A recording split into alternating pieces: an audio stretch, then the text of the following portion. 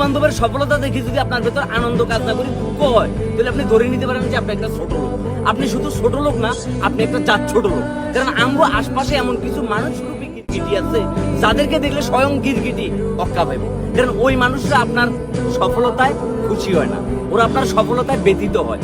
যারা প্রকৃত পক্ষের ছোট লোক তারা দেখবেন যে যখন আপনার আশপাশের কোনো মানুষ উন্নতি করব, কোনো মানুষ সফলতা লাভ করব, তখন তারা খুশি হওয়ার বদলে, আনন্দ প্রকাশ করবার বদলে তারা মনটা খারাপ করবে। এর ছোট লোকেরা অন্য, যে লোকটা যে সফল হয়েছে ওই লোকটা কিন্তু কষ্ট করে পরিশ্রম করে একটা জায়গায় আসছে। তুমি যদি ভালো মানুষ হইতা, তোমার পারিবারিক শিক্ষা যদি ভালো হইতো, কিন্তু তুমি যেটা করতে সেটা হচ্ছে তাকে তুমি এপ্রিসিয়েট করতে, নীরব তুই কষ্ট করি আজকে এই জায়গায় আসছস, এটার জন্য তোর বাহবা, এটার জন্য তোর সাধুবাদ জানাই। এবং বন্ধু, তুই যে বাইকটা কিনছিস না, আমি কষ্ট করে 1 লিটার তেল তোরে কিনে দিলাম, এই 1 লিটার তেল দিয়ে তুই বাইকটা চালায় বহু দূরে চলে যা।